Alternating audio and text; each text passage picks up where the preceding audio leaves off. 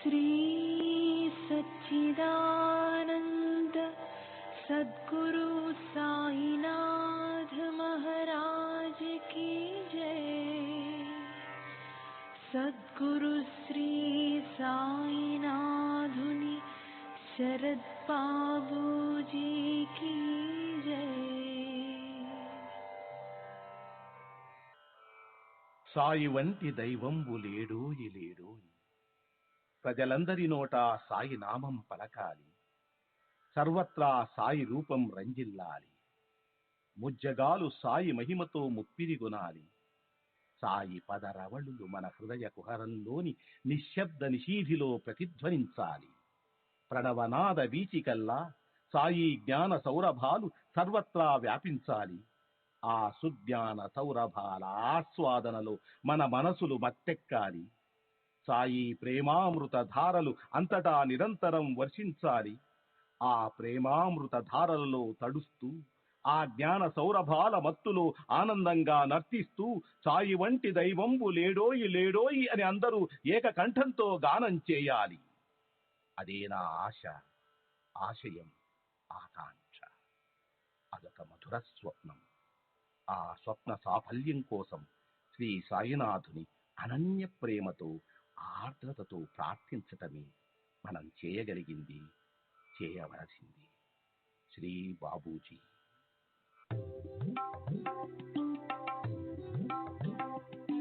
Sai Baba, Sai Baba, Sai Baba, Sai Baba.